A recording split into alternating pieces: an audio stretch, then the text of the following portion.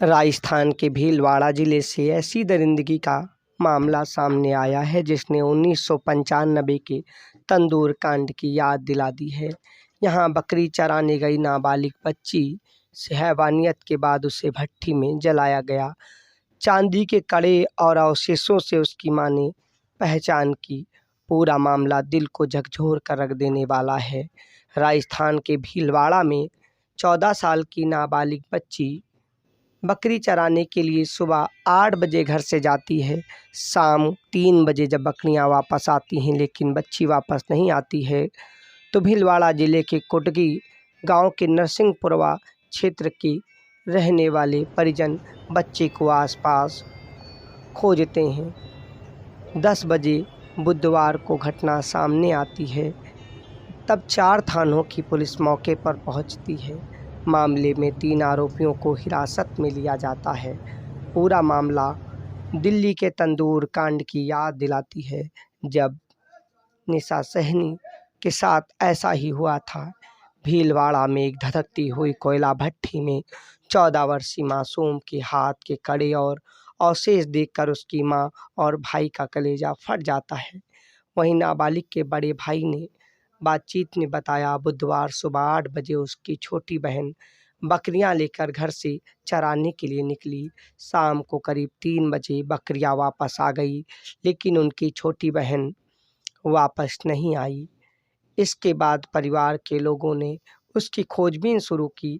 गांव, रिश्तेदार, उसके सहेली, खेत और आसपास खोजा, लेकिन कोई पता न चला। उसके बाद थाने गए, लेकिन कोई न जागा।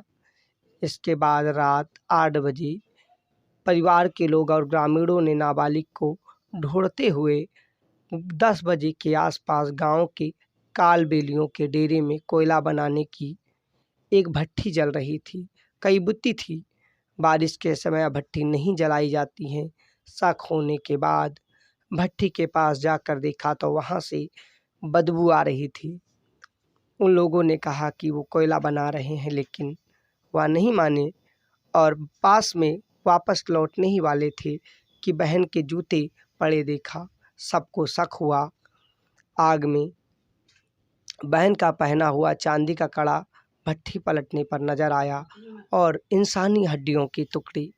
ग्रामीणों ने रात में ही कालबेलिया लोगों को पकड़ लिया। इस घटना के सामने आने के बाद चारों तरफ चित्कार मच गया।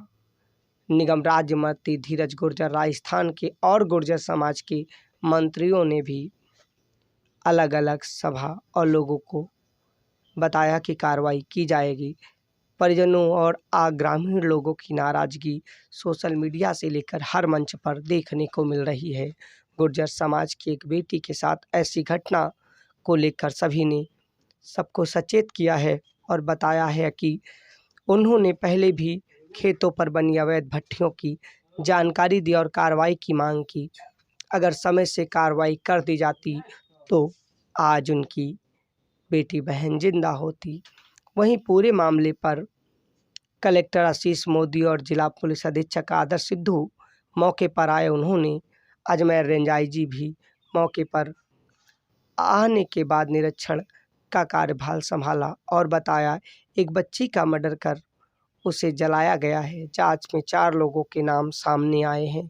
उनमें से 3 को हिरासत में लेकर रेप की आशंका को नकारा नहीं जा सकता, इसलिए जांच और छानबीन की जा रही है। जल्द ही पूरे मामले का खुलासा किया जाएगा।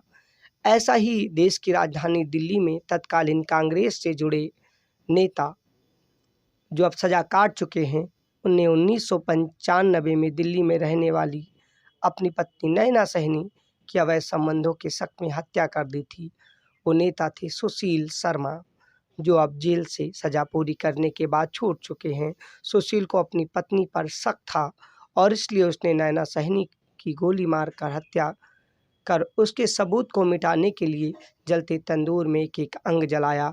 उस समय जी टीवी हुआ करता था और दूरदर्शन अलग अलग उसी तस्वीर को 8 बजे वाले बुलेटिन में दिखाया गया। इसका राजनीतिक और भयानक रूप निकला, जिसके बाद लगातार कार्रवाई जारी रही और इसके बाद देश में एक तूफान खड़ा हो गया कि कोई ऐसे भी क्या कर सकता है। ठीक वैसी ही घटना आज फिर से राजस्थान के भीलवाड़ा में दोहराई गई है। हालांकि इसके कई एंगल हैं। अवैध रूप से रहने वाले डेरा बनाकर आपराधिक प्रवृत्ति या तरह तरह की चीज़ों को कौन संरक्षण दे रहा था। अगर इन्होंने ऐसी घटना को अंजाम दिया, एक सबूत मिटते मिटते मामले का खुलासा हुआ है। अगर ऐसा ही किसी और के साथ हुआ होगा, उसकी जानकारी कैसे मिलेगी? क्या इन आपराधिक प्रवृत्ति वाले लोगों ने ऐसे कई और कांड अंजाम दिए या फिर पहले कांड में ही इनका खुलासा हो गया है? जांच की ज़रूरत है। मानवता की राख पर 7 घंटे परिवार तलाशता रहा लेकिन नहीं मिला। लेकिन इस मामले में परिजनों और पिता ने भी बताया मासूम कोयला बन गई भट्टी में। देखा तो सभी रोए।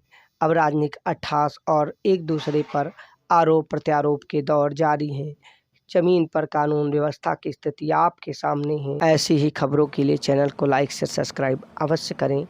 आपके सामने इस खबर की और अन्य खबरों के अपडेट बहुत जल्द लेकर हाजिर होते हैं। जय हिंद।